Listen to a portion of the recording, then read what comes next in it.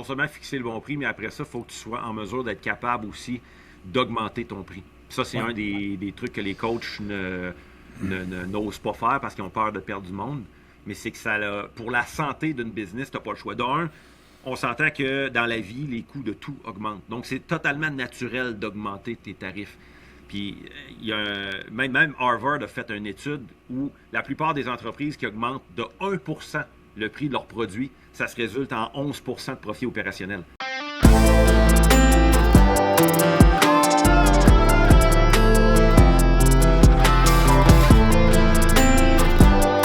Bienvenue au podcast Game Changer par Expertise 360. OK, maintenant en direct avec Stéphane Aubé, l'homme de la situation. Comment ça va? Ça va bien, toi? Ben oui, ça roule, ça roule. Merci de faire un autre épisode avec moi du podcast Game Changer sur l'aspect business du coaching. Bienvenue à tout le monde pour un autre épisode. Aujourd'hui, on parle d'un sujet très tabou. Mais avant de vous lancer sur le sujet, je vous invite à vous abonner. Que vous nous écoutiez sur Spotify, abonnez-vous à notre chaîne. Sur YouTube, si vous nous regardez en ce moment, abonnez-vous à notre chaîne et activez les notifications. Ça nous aide toujours. Laissez-nous un commentaire aussi en dessous du vidéo après avoir visionné. On aime toujours ça, avoir votre avis. Comment vous vivez un peu ce que nous, on raconte comme histoire dans nos podcasts et tout ça. On est tout le temps curieux de savoir comment ça se passe de votre côté. Puis s'il y a des sujets que vous aimeriez qu'on traite, bien, laissez-nous un petit commentaire en bas et ça va nous faire plaisir de regarder ça avec vous pour de futurs épisodes. Aujourd'hui, Steph, pour faire suite à notre précédent épisode sur l'offre de service, ceux qui ne l'ont pas écouté, je vous invite à aller l'écouter après cet épisode-là, évidemment, parce que je crois que les deux vont vraiment bien ensemble. Donc, on a parlé de l'offre de service, puis comment bien la présenter, la structurer, etc. Maintenant, c'est combien? Fait qu'aujourd'hui, on parle d'argent, on parle de pricing, on parle de fixer son prix dans le milieu du coaching. Puis là, avant d'embarquer dans des choses un petit peu plus, je ne veux pas dire techniques, mais tu sais, dans l'aspect de fixer son prix puis comment bien trouver son prix, je veux juste t'entendre, Steph, dans le coaching, il y a un gros tabou quand vient le mot argent, les signes de dollars, qu'on devient mal à l'aise, puis qu'on a chaud quand vient le temps de présenter les prix, puis jamais il va payer ça. Mon Dieu, c'est épouvantable, comment ça coûte cher. Pourquoi qu'il y a ce gros malaise-là, à ton avis, dans le coaching au niveau de l'argent? Je pense que, puis ce que tu dis là, c'est tout à fait vrai, mais je pense que c'est une question... D'un, il y a toujours la peur du non qui est toujours là. Fait que je pense que dans n'importe quel cercle de vente, le prix fait toujours peur à cause du non. Mais je pense que ce qui est le plus commun dans le coaching, c'est deux choses. C'est qu'il faut comprendre qu'on est dans un service d'aide. Donc le fait d'aider, mais ensuite de dire je vais t'aider, mais Chris, je vais te charger à la palette. Tu comprends-tu? Tu sais, il y a comme un espèce de je pourrais dire de cassure entre je m'en vais te tendre la main, mais donne-moi du cash, tu sais. Contrairement à, je sais pas, moi, si on s'en va dans le milieu de l'immobilier, le milieu de la vente automobile, ces choses-là, les gens sont vraiment là pour vendre, dans le sens que un des premiers skills que tu vas chercher pour aller dans ce milieu-là, c'est des skills de vendeur. Contrairement à quand tu t'en vas dans le coaching, l'entraînement et tout ça, c'est des skills de kin, des skills de nutritionniste, des skills bref, qui vont permettre d'aider. C'est une spécification. Donc, tu n'es pas vendeur à la base, puis souvent, tu ne vas pas dans ce milieu-là pour vendre. Donc, ça devient comme une espèce de mal nécessaire que tu dois faire pour gagner tes revenus, mais c'est un mal, ça le dit, c'est un mal nécessaire, tu sais. Mm-hmm. Donc, je pense que le fait qu'il y ait un malaise là-dessus, c'est vraiment lié au fait que c'est pas... c'est le contexte dans lequel on vend le service. Puis le fait que les gens sont juste pas de base des vendeurs, tu sais. Puis c'est un peu, puis là, ça, je le reproche depuis tout le temps, là. Puis je mets toutes les certifications de coach puis de cours dans le même panier. Il n'y en a aucun qui parle de ça. Donc, tu sais, c'est comme, puis j'ai fait ma kin ici à l'Université Laval, puis tout ça, puis là, tout le long de ton bac, tu te fais dire quand tu vas avoir tes athlètes, quand tu vas avoir tes clients, quand tu vas... comme si la vie allait t'amener plein de clients, puis que là, ça allait entraîner. Mais la vérité, là, c'est que, surtout au Québec, des jobs comme ça, où tu n'as pas besoin que tu te fais donner un groupe d'athlètes ou une équipe ou des clients, sans nécessairement que tu aies à revendre tes services, sont très, très rares. Il n'y en a pas beaucoup. Dans le milieu médical, je veux dire. Oui, c'est ça, exactement. Dans le milieu médical, mais de la minute que tu commences à tomber dans la performance, puis là, je parle pas de l'athlète de haut niveau, là, je parle, mettons, mise en forme, conditionnement physique, je rentre tout ça dans le coaching de performance de vie, si on veut. Là, oublie ça. Il faut que tu puisses être capable de vendre tes services. Puis ça, éventuellement, ce serait le fun. les cours se mettent à jour puis dire, écoute, absolument, on te donne toutes les connaissances pour aller être sur le terrain, bien aider tes clients. Puis il faut que ce soit la majorité, à mon avis, du cursus de formation. Mais il faut arrêter de se mettre la tête dans le sable, de dire que les clients vont arriver en claquant des doigts puis ça va courir, cogner à ta porte comme des fous. Fait que c'est ça. Mais tu sais, encore là, tu parlais à cause de la notion de relation d'aide et tout ça. Dans les autres professions de la santé, sont quand même beaucoup dans l'aide. On dirait qu'on le sent moins, ça. C'est vrai, hein? C'est vrai quand même. J'aurais pas de réponse face à ça. Qu'est-ce qui fait, mettons, qu'on se sent moins dans d'autres professions de la santé? Je vais donner un exemple, là. Et puis là, je vais vraiment pousser loin, là, tu sais. Mais admettons qu'on s'en va dans le milieu de la chirurgie esthétique. Ils n'auront pas peur de peser sur le crayon, là, tu sais. Mm-hmm. Tu sais, tu comprends-tu que c'est un... Ouais. Je comprends que c'est pas... On est plus dans l'esthétique, on est dans le luxe, mais il y a plein d'autres facettes, on va dire, du monde médical ou du monde de l'aide. Je veux dire, à crime, tu vas aller voir un psychologue, tu sais, je veux dire, tu le sais que tu vas payer un certain montant, tu sais, il y a personne qui va négocier un psychologue. Non, c'est ça, exactement. Tu comprends-tu? Personne ne va négocier un psy. Fait que c'est comme le coaching, c'est le seul endroit, on dirait, où c'est comme... pas tout à fait reconnu comme de l'aide, mais en même temps, je viens de voir parce que j'ai besoin d'aide, mais je vais te négocier. Tu sais, c'est un peu étrange. Je pense que c'est une question de positionnement. Puis peut-être, puis on va se le dire, puis tu me diras si tu es d'accord, là, mais ça fait quand même pas tant longtemps que le coaching existe dans l'histoire du monde. T'as raison. Tu sais, oui, il y a depuis très longtemps des histoires de coachs qui ont fait l'histoire, mais c'était rare. C'est pas tant... je sais pas, moi... Le coaching réel, là, de dire qu'on en fait une carrière puis que c'est devenu commun, ça fait pas tant longtemps. Tu as raison. Puis même, je pousse encore plus loin, l'activité physique en soi, puis de prendre soin de soi, ça fait pas si longtemps que ça que c'est mis de l'avant. Là. Recule juste de quand nous, on était jeunes. T'sais, les adultes de l'époque, là, tu regardes dans les années 80-90, là, c'était comme la santé, la prévention, puis tout ça, c'est comme moyen. Là. C'est un plus si tu as le temps. C'est ça, exactement. Tant mieux, tu manges une coupe de légumes, là, mais mange tes pogos puis ça va être correct. Ouais, fait que tu as tellement un bon point. Puis je trouve qu'on a évolué là, dans les dernières années. Puis la pandémie a amené vraiment beaucoup de côtés négatifs. Mais si elle a amené un peu de positif, c'est peut-être ça. De prendre soin de sa santé puis de prendre sa santé en main. Et là, bon, les coachs puis les kinésiologues puis tout ça commencent à prendre un petit peu plus de valeur puis à savoir c'était quoi. T'sais, moi, je suis rentré à l'université en 2007. Il n'y a personne dans ma famille qui savait c'était quoi un kinésiologue. Ils pensaient que j'allais faire des traitements. Ah oui, hein, tellement. OK, tu vois, j'ai mal à l'épaule. Peux-tu me masser, s'il te plaît? C'est pas ça du tout que je vais faire. Je touche pas aux gens. Non. OK, tu sais, on remonte de pas si loin que ça. Là. C'est... à une vingtaine d'années. Donc, tu as un très bon point. Fait que, je crois qu'au fil... C'est peut-être une profession peut-être un peu trop récente, plus récente pour dire que... Oui. Puis je pense aussi qu'il y a un peu le syndrome du technicien aussi. Tu sais, le fait qu'en tant que coach, tu te vois plus comme un technicien de la biomécanique, tu sais, si t'es kin, tu te vois plus comme quelqu'un au service du traitement humain. Fait que tout cet aspect monétaire-là autour devient un peu dérangeante. Puis, c'est même pas pour rien, je me rappelle dans le temps que j'étais dans les gyms à l'époque. À l'époque, j'étais au Maxiform. Puis, je me rappelle à un certain moment, on avait fait une règle. Chris Thibodeau était là dans ce temps-là aussi. Puis, on avait fait une règle, c'est que les coachs ne chargent jamais directement aux clients.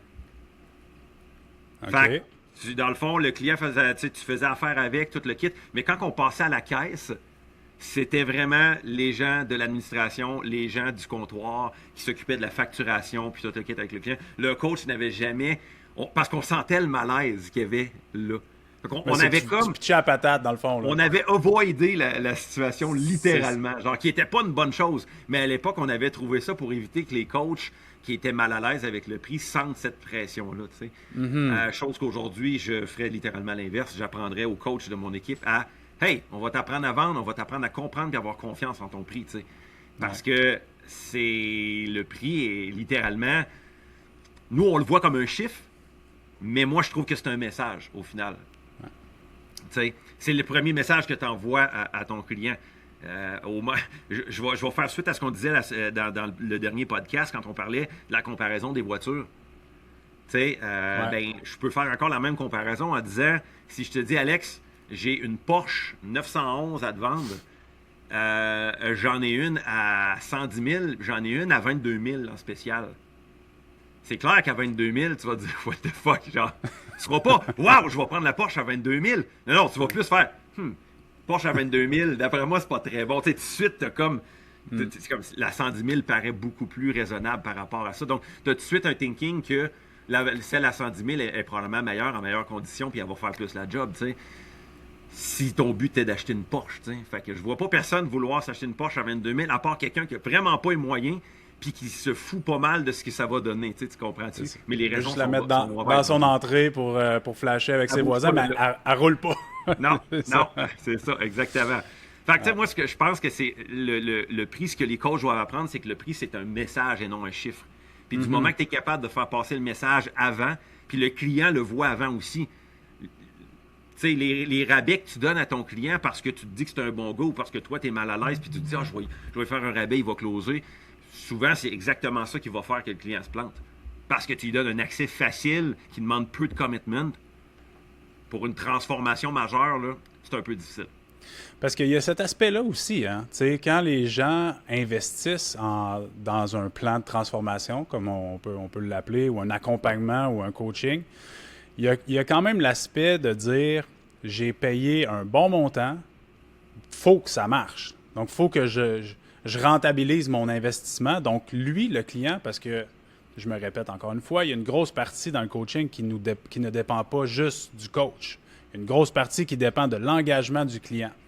Donc, dans ses choix qu'il va faire à l'extérieur du gym, puis tout ça, que ce soit dans son alimentation, dans son activité physique, puis tout ça. Donc, un client qui embarque dans un plan à très faible coût ou à rabais ou qui s'est fait faire un programme par ChatGPT ou whatever, tu sais, que ça marche ou que ça marche pas, bah, c'est pas si grave que ça n'a rien coûté. Le risque est moindre. Il n'y a pas de risque. Mais si le client il investit 3 000 $ dans ton service, ça se peut qu'il fasse un petit peu plus d'efforts pour que ça fonctionne, tu sais, qu'il fasse des meilleurs choix au restaurant, qu'il fasse des meilleurs choix dans bouger plus puis tout ça. Donc, tu sais, il y a aussi cette perception-là, des fois, que les coachs oublient ou négligent de dire que si tu es tout le temps le coach à rabais, ben peut-être que si tu es tout le temps à rabais, peut-être que ta méthode, elle ne fonctionne pas au final. Tu sais, si tu es toujours obligé de... C'est une perception. Puis tu amènes aussi des gens qui cherchent du coach à rabais. Un peu comme, tu sais, je vais donner un exemple, il n'y a aucun jugement là-dedans, mais tu sais, si tu t'en vas magasiner chez Art versus Linen Chest, tu n'as probablement pas toujours les mêmes personnes. Tu comprends-tu ce que je veux dire? Puis il n'y a pas de jugement par rapport à personne. Je m'en vais chez Art pour aller chercher des affaires pas chères des fois parce que je fais comme, hey, ça a du bon sens, c'est pas cher. Ils vendent la même affaire chez Linen Chest. Mais la plupart du temps, juste la perception de base, la madame qui décide d'aller s'acheter, je sais pas moi, un nouveau kit de vaisselle, si elle cherche de quoi de plus fancy un peu, elle s'en va chez Linen Chest, elle va se dire, hey, là-bas, ils ont du stock. La perception est juste là, même avant d'avoir vu le matériel. Versus chez Art, tu sais que c'est du pas cher, puis ça... Rendu là, tu n'as même pas besoin de voir le produit. T'sais. Fait que la perception est avant même d'avoir parlé au coach, avant même juste de savoir que ça a une certaine valeur. Tu te dis, OK, ça ne doit pas être n'importe quoi. Mm-hmm. Non, c'est déjà une appréhension différente. Tu as déjà un. Puis ça, c'est l'effet placebo marketing aussi. Comment tu te positionnes dans le marché? Tu vas attirer les gens qui viennent avec. Fait que si tu veux être perçu comme le coach à rabais, tu vas attirer des gens qui cherchent des rabais, mais possiblement aussi des gens qui sont pas tant engagés. Fait que tu vas te demander pourquoi tu n'as pas tant de résultats dans ton coaching. Versus si tu as un prix plancher qui est quand même d'une certaine valeur, qui demande une réflexion, puis qui fait comme, OK, ouais, si je fais ça, il faut que je rentabilise mon investissement. Crois-moi qu'à 3000$, je vais m'engager puis je vais le faire. Exactement. Exactement. Puis, tu sais, c'est là où je. Puis, comprenez-nous bien, là, on n'est pas en train de vous dire de vendre des services à 10 000$ par mois. Là. Donc, il faut quand même que ça fasse du sens dans la réalité d'aujourd'hui puis dans le service que vous offrez. Par contre, si vous voulez y aller vers un service premium, livrer la marchandise, par exemple. Parce que les attentes sont très élevées. Oui. Donc, tu parlais de l'exemple de la Porsche tantôt. Tes attentes vers un 110 000 sont beaucoup plus élevées que tes attentes vers la selle à 22 000. Oui. Évidemment. Exactement, c'est ça. Tu payes un coach hyper cher, parfait. Moi, je m'engage à vraiment faire les efforts en tant que client, mais toi, le coach, donne-moi-en. Des histoires d'horreur, j'en ai entendu plein, là, des clients qui ont payé très cher, puis que finalement, hey, je t'envoie un PDF, bye. Puis finalement, zéro suivi, zéro accompagnement, zéro rien. Ouais. N'entrez pas là-dedans. Dans le sens parce que généralement, ça se sait assez vite. Oui, je pense que oui. Ça se fait assez vite là, quand à un moment donné, tu livres pas la marchandise parce que des commentaires négatifs circulent plus rapidement que des commentaires positifs. Donc, si tu livres pas la marchandise, ça va se savoir assez rapidement. Puis ça coûte beaucoup plus cher aller chercher un nouveau client que d'en conserver un. Donc, tu as intérêt à livrer la marchandise, tout à fait, c'est un bon point. Exact. Fait que là, après qu'on ait parlé de tout ça, selon toi, comment on fait pour évaluer son taux horaire en tant que coach? Exemple, un coach, je ne veux pas dire nécessairement un coach qui commence, mais un coach qui commence à avoir 1 an, 2 ans, 3 ans d'expérience sur le terrain, qui a une bonne banque de clients, et tout. C'est quoi ton thinking en arrière de ça? Comment tu suggérais les coachs de fixer leur taux horaire et tout ça? Bien, le premier mot, je pense, qui est une erreur, c'est le taux horaire. Je pense que déjà, c'est une erreur. Parce que le taux horaire signifie que tu vas vendre en fonction du temps, en fonction des heures. Puis ça, je pense qu'on l'a répété dans plusieurs de nos podcasts. C'est une erreur en partant. Puis je comprends que c'est un automatisme parce que dans le milieu, parce qu'en général, je veux dire, les psychologues, plein d'autres professions vont se vendre à taux horaire. Ceci dit, on le sait que dans l'entrepreneuriat, le taux horaire, c'est un piège. On le dit souvent. Puis c'est la méthode qu'on va appeler cost plus. Donc, le fait de calculer ton temps, les frais, puis de juste ajouter ta marge de profit là-dedans. Puis boum, c'est mon taux horaire, je facture mon temps. On le sait, il y a un plafond garanti là-dessus. Donc, je trouve que cette méthode-là est malheureusement la méthode qui va te limiter grandement dans ta croissance. Et qui va aussi t'amener à la deuxième méthode, qui est le competitor base. Donc, de littéralement vendre ton coaching en regardant le prix du marché, puis en te plaçant équivalent à ça ou un peu en dessous. On se parlait tantôt, je te disais, la méthode du dépanneur d'en face. Donc, 2 dépanneurs, un en face de l'autre, qui regardent les spéciaux de un, les spéciaux de l'autre, puis l'idée, c'est de tout le temps à côté. Fait que ça crée une économie descendante, constamment. Fait que si on se met à faire ça dans le milieu du coaching constamment, le prix, la valeur du coaching va descendre constamment. Fait qu'à un moment donné, plus personne ne fait d'argent, tout le monde est perdant. Fait que si tu crées un taux horaire, ben tu es comparable à quelqu'un d'autre à taux horaire aussi. Ah ben ouais, mais là, lui, il me le fait à 70$, toi, tu me le fais à 90$. All right, mais là, il faut que tu justifies ta valeur rendu là. Ça devient difficile. Fait que la meilleure méthode de pricing, c'est le value-based. C'est de vraiment comprendre combien vaut ta transformation réellement dans l'œil, dans le cerveau, dans le client. Okay? Combien ça vaut? Tu pars de ce que le résultat vaut dans la vie du client réellement. Et ça revient au fait d'être capable d'établir une niche ou d'être capable d'établir un type de client avec qui tu veux travailler. Puis je comprends que quand tu viens de commencer puis tu t'en vas sur le plancher des vaches dans un gym, tu vas littéralement vouloir ouvrir les portes à toutes. Tu commences, tu veux faire ton expérience. Donc, on s'entend que ce que je suis en train de dire là, ça ne s'applique pas à ta première expérience en rentrant sur le plancher d'un gym. On l'avait déjà dit, puis c'est toi qui l'avais dit à la dernière épisode, il faut que tu fasses ton expérience, il faut que tu fasses tes classes.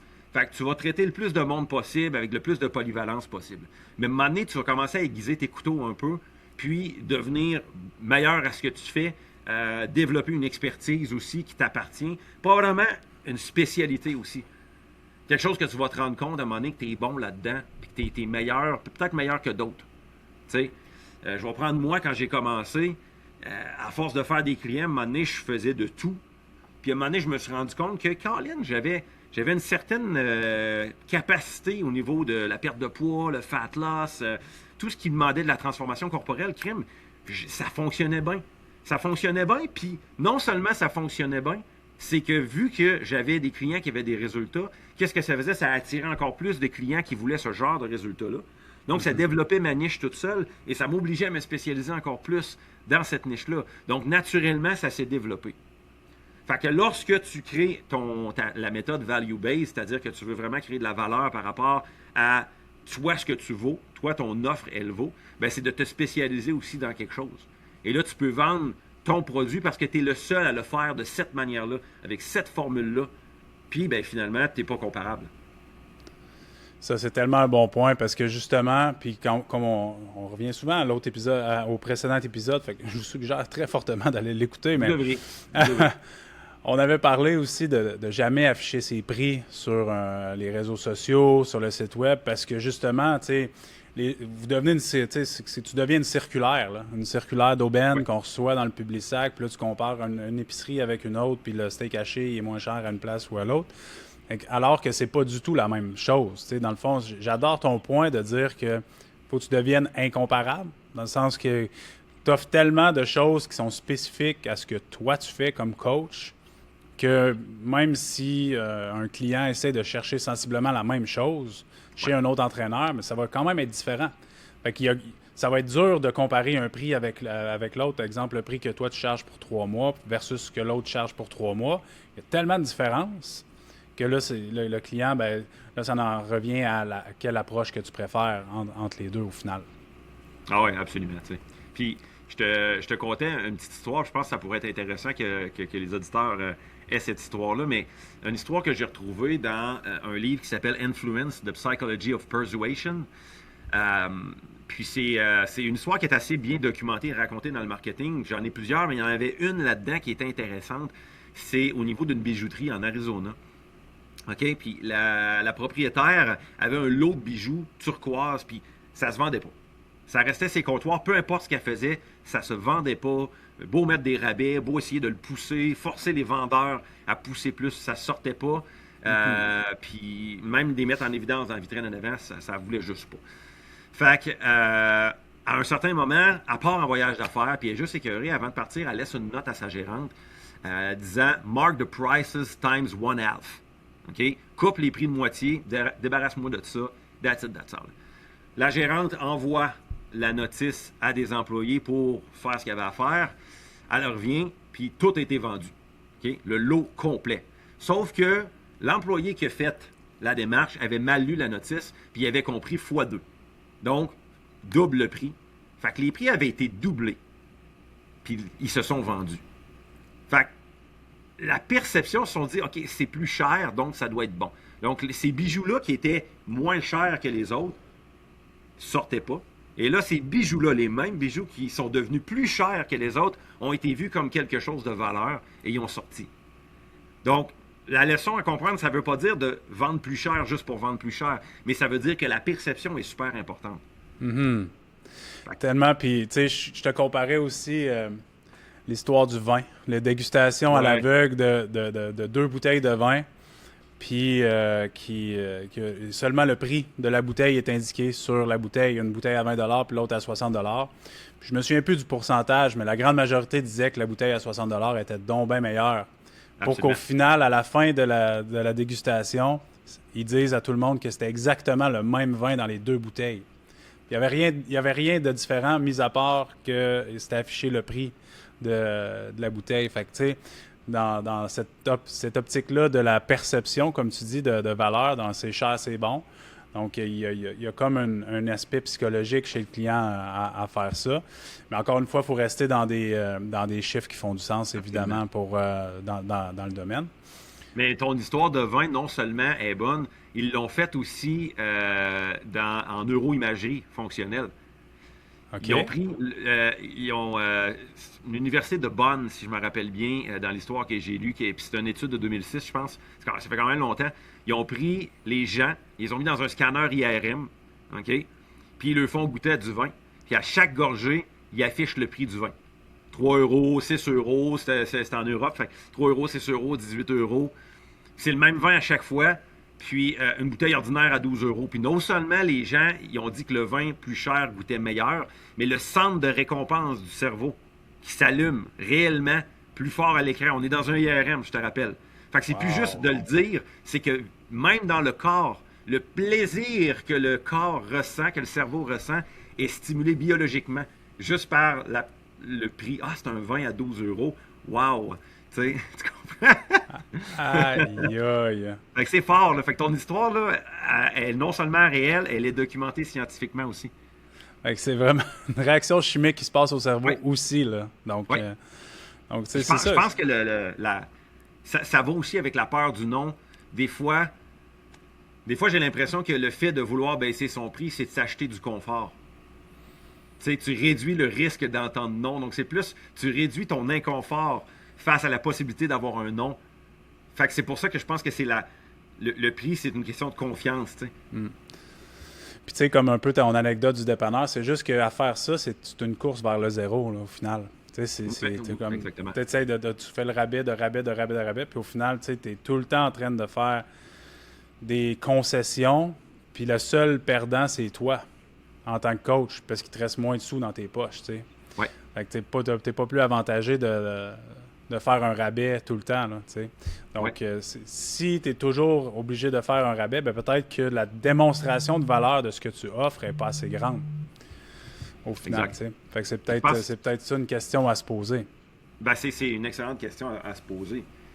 Puis, tu sais, après ça, tu sais, il y a ça, c'est les questions de positionnement.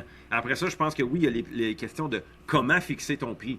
Là, il y a des méthodes rendues là qu'on pourra... moi, j'ai une série d'étapes que je peux échanger avec les auditeurs pour ça. Mais avant même de trouver les étapes pour fixer son prix, il faut que ton positionnement...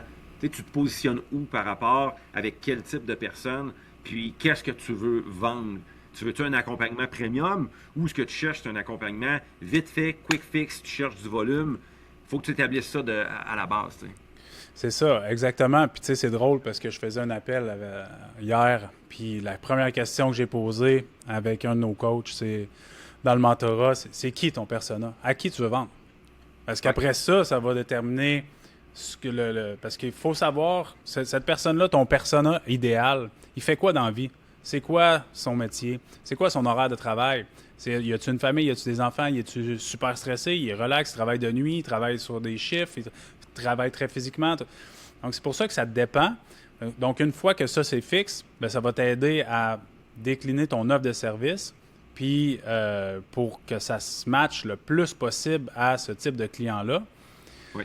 Puis, si tu commences, tu peux avoir un persona idéal, mais qui va se peaufiner au fil du temps. Un peu comme ce que tu as raconté avec ton histoire, de dire, moi j'ai commencé, puis finalement je me suis rendu compte que j'avais de la facilité avec ça. Bien, ton persona, c'est comme défini au fil du temps, puis tu as juste décidé d'ouvrir les valves avec ces personnes-là parce que ça fonctionnait bien. Oui.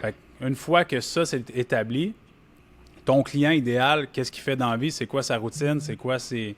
Bien là, ça aide après ça à aller fixer ton offre et éventuellement fixer ton prix. T'sais. Absolument. Ça, je suis d'accord. Puis, je pense aussi c'est la manière de penser. Bon, on l'a déjà dit, l'idée, c'est de chiffrer la transformation, pas le temps que tu y mets dedans. Donc, vraiment de voir avec le persona que tu vises, cette personne-là, généralement, va chercher quoi, mais elle peut se payer quoi aussi. T'sais.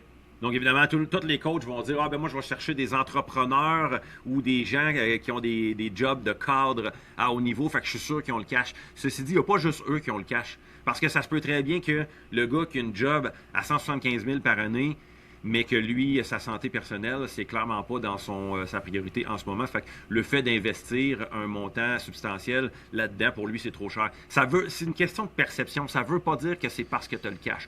Tu peux avoir quelqu'un qui a un salaire très décent ou un salaire très moyen puis qui a 3 enfants, une famille à nourrir, mais que pour lui, c'est tellement important d'être en santé et de donner le bon exemple qu'il va être prêt à débourser. Fait que c'est vraiment plus la valeur que tu veux que la personne voit de ce que tu fais. Je pense que ça, c'est d'établir en premier. Et après ça, tu peux faire un calcul brutal pour essayer de comprendre qu'est-ce que tu gagnes vraiment dans ton offre. Tu sais, mettons que tu charges 150$ par mois. Je sais pas, moi, tu travailles 1 heure, 2 heures sur un client par semaine. Ben, tu as un 4 à 8 heures demi sur ce client-là par mois. Fait que si tu charges 150$ par mois, puis tu divises ça en 8 heures, tu gagnes 18,75 $. C'est moins qu'un poste d'entrepôt, là. On s'entend. Avec 20 ans d'expérience comme coach, tu fais pas ça. Fait que là, il faut que tu regardes combien tu veux gagner de l'heure au final. T'sais. Combien il te reste réellement dans tes poches quand tu fais le calcul, un peu le test de réalité, si on veut. Oui, c'est ça, exactement. Puis tu sais, c'est ce qui est comme on dit depuis longtemps, la vraie valeur du coaching, c'est le temps que tu offres ou que tu passes avec ton client. C'est pas ton programme d'entraînement, puis c'est pas ton plan nutritionnel. C'est vraiment l'accompagnement que tu offres à ton client. Donc, le temps que tu vas passer à chaque mois, un peu comme tu viens de mentionner, il faut que le taux horaire, au final, quand tu le divises, ce client-là, je vais passer 10 heures par mois en moyenne. Donc, tu sais, 10 heures par mois, c'est peut-être beaucoup, mais en même temps, si tu vois un client 2 fois par semaine, ça peut passer vite. Mais c'est ça, tu sais, fait que c'est de voir... ma vraie valeur, c'est le temps que j'accorde au client. Donc, il faut que cette valeur-là, ça se reflète dans le tarif mensuel que tu vas charger dans ton coaching, au final. Oui, absolument. Absolument. Puis j'avais la discussion justement avec un coach qui vendait encore à la séance, tu sais. Puis j'y amenais les résultats d'une étude qui a été faite, puis qui a été refaite il n'y a pas longtemps, en 2026 aussi. Si vous cherchez l'étude de Nudge sur PubMed, vous allez la trouver. Puis ça disait que la hausse typique de revenus par client est de 30 à 50% quand tu passes de la vente de séances à forfait mensuel. Wow! C'est quand même énorme. Puis les gens ne s'en rendent pas compte sur le coup, mais tu sais, une séance, ça se compare à une autre séance. C'est une séance d'entraînement à tel prix. OK, ben l'autre, mais un parcours de 16 semaines qui a été, on va dire, brandé selon toi, c'est moi, c'est mon parcours, j'ai décidé d'offrir et voici ce que je fais dans mon parcours. Ben, ça se compare à rien, c'est ton parcours de 16 semaines. C'est ta valeur à toi. Fait que si tu dis juste coaching de 16 semaines, c'est un coaching de 16 semaines qui se compare à d'autres. Donc, ton but, c'est de brander un peu ce que tu fais puis de créer un voyage. C'est comme ça que tu vas pouvoir mettre un prix sur ce que tu fais qui n'est pas comparable à d'autres. Parce qu'il y a seulement toi qui le fais, tu sais. Sauf que le revenu récurrent, ça reste le facteur numéro 1 qui fait la valeur d'une business. Fait que si tu as encore le thinking de vendre à la séance parce que c'est confortable pour toi, tu n'as pas rien à te budgéter, tu sais. C'est rare que ça va loin à ce niveau-là. Vraiment. Puis, tu sais, si on peut donner un petit éducatif à faire là, aux gens qui nous regardent, tu sais, travaillez votre offre, puis pratiquez-vous avec des gens de votre entourage, puis venez-en au prix, puis regardez la réaction des gens, regardez leur... Évidemment, c'est des gens qui vous connaissent, fait qu'il y a un petit peu un biaisé, mais si les gens font... Si tu as fait un bon build-up, puis faites l'exercice pour vrai, là, dans le sens que prenez... une personne de votre entourage avec ses vrais besoins, puis faites comme si c'était un vrai client. Puis ensuite de ça, arrive à la fameuse, à l'annonce du prix, puis regardez la réaction des gens. Si tout le monde dit « oui, go, je signe n'importe quand », c'est pas assez cher.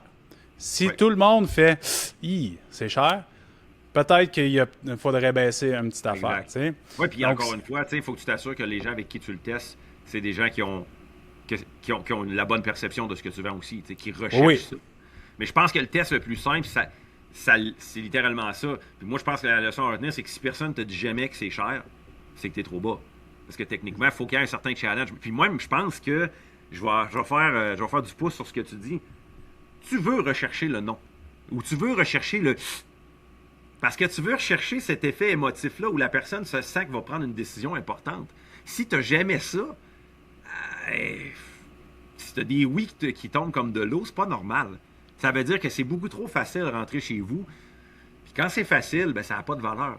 Fait que tu sais, il faut que tu recherches un peu le « i ».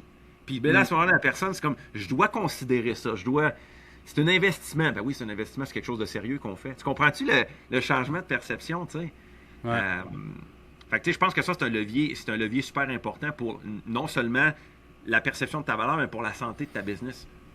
Parce que tu as des gens investis à ce moment-là, qui ont pris une décision qui a un coût. Exact. C'est comme, OK, good, tu sais, tu veux... Comment je peux te dire? Tu veux pas être le Planète Fitness, genre. Ouais. Tu comprends, tu sais? Puis je comprends que le Planète Fitness, c'est probablement une chaîne qui fait énormément d'argent. Mais ils ont agi sur le volume. Puis en tant que coach, à moins que tu veuilles avoir un empire qui a énormément de coachs, une énorme business avec beaucoup d'employés, encore là, ce qui reste à la fin, il en reste pas tant. Donc, si tu veux vraiment rester quelqu'un qui est coach puis qui a une petite équipe, ben c'est la valeur qu'il va falloir que tu joues, tu sais. Puis l'affaire qui arrive, c'est que si tu joues la game du volume, c'est que la rétention n'est pas tant là. Non, c'est ça qui est difficile. Il y a une grosse entrée parce que c'est très attirant. Exemple, on prend les gyms à grande surface à faible coût. Même chose dans le coaching. Il y a une grosse entrée, mais les gens, souvent, ils abandonnent parce que justement, il n'y a pas d'engagement puis tout ça. Que ce soit débloquer une entrée dans un gym ou du coaching à rabais versus quelqu'un qui embarque dans un processus puis qui justement investit dans sa santé, il va prendre les décisions nécessaires pour que ça dure puis que ça fonctionne. T'sais. Fait que c'est pour ça que c'est important de savoir fixer le bon prix. Oui. Puis je pense que non seulement fixer le bon prix, mais après ça, il faut que tu sois en mesure d'être capable aussi d'augmenter ton prix. Puis ça, c'est un des trucs que les coachs n'osent pas faire parce qu'ils ont peur de perdre du monde. Mais c'est que pour la santé d'une business, tu n'as pas le choix. D'un, on s'entend que dans la vie, les coûts de tout augmentent. Donc, c'est totalement naturel d'augmenter tes tarifs. Puis, même Harvard a fait une étude où la plupart des entreprises qui augmentent de 1% le prix de leurs produits, ça se résulte en 11% de profit opérationnel à volume constant. C'est génial. Versus si tu augmentes de 1% le volume, donc, mettons, tu augmentes de 1% ta clientèle, c'est juste 3,3% généralement de revenus supérieurs. Fait que, augmenter le prix reste. Puis augmenter le prix, là, ça peut amener beaucoup à pas grand-chose, tu sais. Fait que, tu sais, monter ton prix de 10%, ça donne plus de profit que d'aller chercher 10% de clients de plus, sans ajouter 1 heure de travail supplémentaire. Ouais. Fait que ça fait du sens, tu sais. Fait que, tu sais, ce que je suis en train de dire là, c'est pas augmenter vos prix de manière déraisonnable. Mais faites juste penser que dans le temps, vous avez une business, vous avez des clients, dans le temps, vous devez déjà penser à une augmentation de votre prix parce qu'il faut que vous suiviez comment ça se passe, l'économie, tu sais. Puis il y a un truc que je peux donner par rapport à ça, quand tu vois que tu es comme, bon, il faudrait que je commence à penser à monter mes prix, essaye-le une fois. Puis à partir du client 1 qui te dit oui à ton augmentation de prix, là, ça devient ton nouveau prix de base. Il n'y a plus de retour en arrière, là, au final. Parce que tu as réussi à, je ne vais pas dire le mot closer, mais tu as réussi à avoir quelqu'un à ton nouveau prix, donc les gens sont prêts à payer ça. Oui. Donc, puis toi, dans ta tête de coach, c'est comme n'importe quelle barrière psychologique dans le gym ou dans le milieu du sport. Hein. Ça a été tellement long avant que quelqu'un squatte 1000 livres. À partir du moment où quelqu'un a squatté 1000 livres, dans les mois suivants, il y en a 6-7 qui l'ont fait, tu sais. Mais ça faisait des mois que personne n'avait fait. La même chose aux 100 mètres. Ça a été tellement long avant que quelqu'un court en bas de 10. Mais à partir du moment où quelqu'un a couru en bas de 10, bien là, il y en a, dans la même année, il y en a 5-6 qui sont faites parce que psychologiquement, les gens sont « OK, c'est possible. C'est possible de le faire. » Donc toi, en tant que coach, à partir du moment où tu augmentes ton prix, puis là, tu réussis à faire la vente, puis à ce que tu as tellement fait une bonne proposition de valeur de tes services et tout ça, le client a dit oui, parfait, c'est devenu ton nouveau prix de base. Donc, c'est possible, il y a des gens qui sont prêts à payer ça pour ton service. Le point super important, puis les gens, il faut qu'ils soient prêts à payer ton service. Puis le troisième levier que j'amènerais à ça, c'est le levier de temps. Fait que, tu sais, là, on a parlé, oui, de se positionner par rapport à la niche, créer la valeur, ainsi de suite. Comment faire en sorte aussi de ne pas échanger du temps, mais plutôt un voyage, un client's journey, whatever, tu sais, comme faire en sorte de ne pas être comparable. Augmenter tes prix, qui peuvent être une meilleure. Puis après ça, tu as la notion de temps. Parce que il faut que tu comprennes que ton client, il surestime sa discipline. Tout le temps. OK? Particulièrement dans le domaine qu'on est. Fait que ton but, c'est de créer un système qui compense finalement sa surestimation. OK? Et je m'explique. Aux États-Unis, ils ont fait une espèce de survey, un sondage qui s'appelle Paying Not to Go to the Gym. Okay? Ça a été fait dans 3 gros gyms. Il y a 7752 membres qui ont été testés, si tu veux, là-dedans, dans 3 gyms sur 3 ans de données réelles. Fait que, tu sais, c'est pas de la merde, c'est une grosse étude, c'est sérieux. Puis les 2 économistes, ils ont eu accès aux vraies données des 3 gyms. Presque 8000 membres, comme je disais, 7752 sur 3 ans. Donc, ils ont vraiment des vraies entrées. Puis ils ont découvert que les membres qui prennent l'abonnement mensuel à 70$ et plus, là, les prix, c'est aux États-Unis, on s'entend, ils vont en moyenne 3-4 fois par mois. Okay? Donc, ça fait que ça leur revient à peu près à 17$ de la visite. Okay? Alors qu'ils auraient pu prendre une passe de 10 visites à 10$ de la visite. En moyenne, ça laisse 600$ à la table. C'est pas compliqué quand tu fais le calcul. Pourquoi qu'ils font ça? C'est parce qu'ils prédisent que les clients, eux autres, ils prédisent qu'ils vont aller au gym 5, 6, 7, 8, 9 fois dans le mois. Tu sais, qu'ils vont y aller beaucoup plus de fois. Tu comprends? Mais en vrai, leur attendance, finalement, le nombre de fois qu'ils vont est toujours plus bas. Fait qu'ils surestiment leur propre discipline du double. Fait que ça m'amène au point où souvent je vais dire au coach, pourquoi tu ne crées pas des engagements à long terme? Créer un engagement à long terme, ça crée un sérieux, mais non seulement, toi, ça t'amène aussi une rétention, finalement, ça t'amène quelque chose de budgétable par rapport à cette vente-là. Puis crois-moi, les gens vont tout le temps surestimer ce qu'ils vont faire. Moi, dans mon coaching, ce que je vends le plus, c'est des packages de 12 mois versus des packages de 3 puis de 6 mois.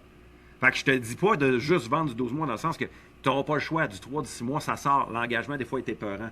Mais pour la majorité du temps, je me rends compte que le 12 mois sort toujours plus parce que les gens surestiment leur capacité à s'investir. Puis guess what? Pour une grande majorité, au bout de 4-5 mois, on se rend compte que, à un moment donné, la discipline commence à descendre. Puis il faut que tu reboostes, puis il faut que tu essaies de garder. Honnêtement, rarement sont rares ceux qui vont vraiment bénéficier d'un 12 mois complet de coaching pour te dire que ça te coûte exactement le même temps que ça te prenait au début. Fait que souvent, tu vas te rendre compte qu'ils développent une certaine autonomie ou ils sont moins présents, mais dans les 2 cas, tu as quand même vendu quelque chose sur 12 mois. Donc, le temps est une notion pour amener aussi des revenus, puis ça fait partie du pricing. Vraiment. Qui m'amène la dernière question que j'avais pour toi aujourd'hui, Steph. Tu sais, on parle de temps comme ça. Qu'est-ce que tu penses d'offrir des tarifs avantageux avec un engagement d'un certain fixe, avec un paiement one-shot pour un 3, un 6, un 12 mois versus y aller par des paiements récurrents mensuels? Les deux ont les plus et des moins, mais je suis curieux de t'entendre là-dessus. En fait, les deux sont bons. Je crois que on va se le dire, la récurrence est ce qui est le meilleur pour une business. Tu sais, veux pas. Plus tu montes ton plancher de récurrence, c'est de la valeur que tu as à long terme, c'est hyper budgétable. Le X, c'est que on le sait que dans le coaching, c'est une question d'engagement. OK?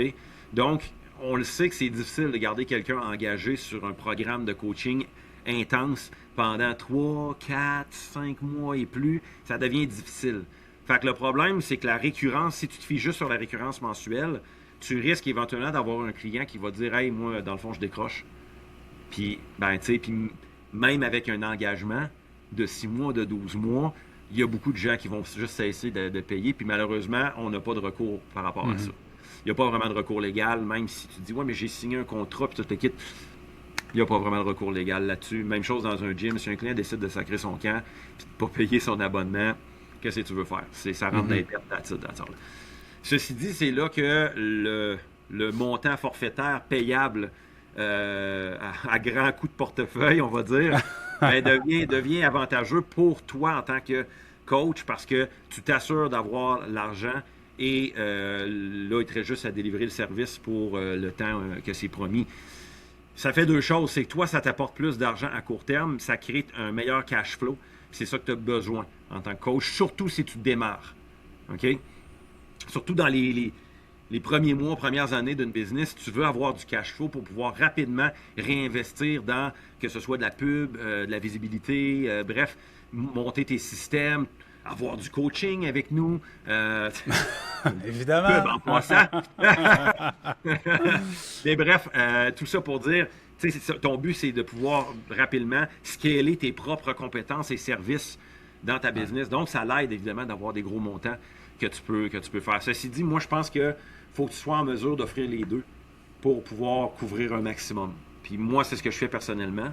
Fait que moi, je présente toujours la valeur complète en premier.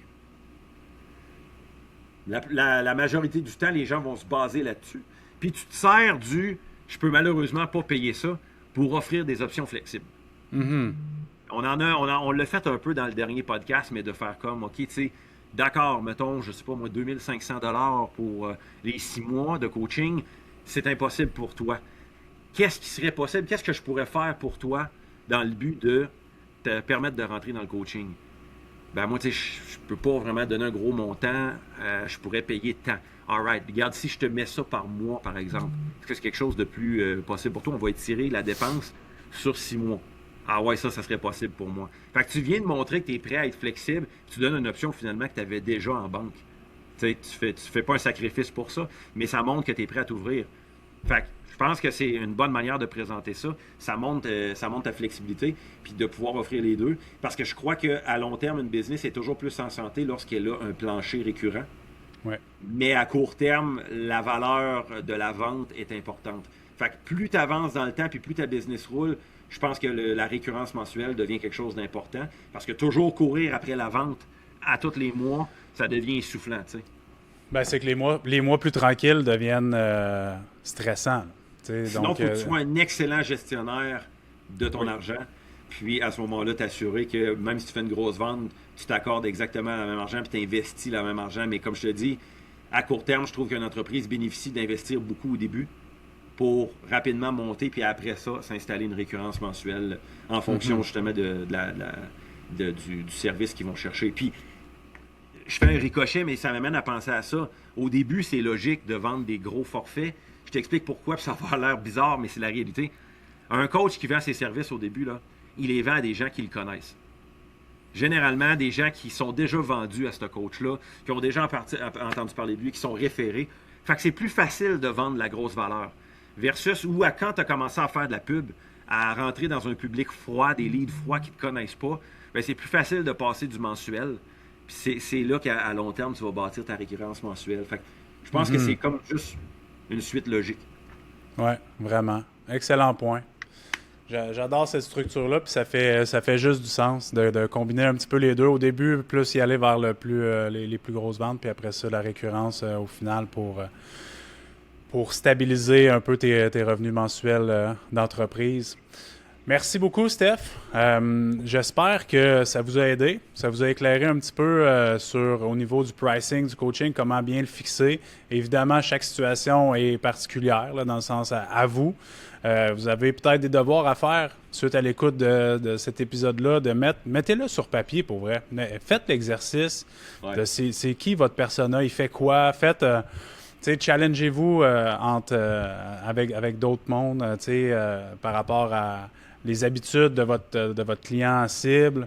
Puis faites des exercices comme ça, ça va pousser la réflexion. Puis vous allez voir que peut-être les arguments, puis ça va orienter votre contenu, par exemple, de médias sociaux, puis après ça, votre offre de service. Tout ça part de qui vous voulez entraîner. Après ça, tout le reste va découler.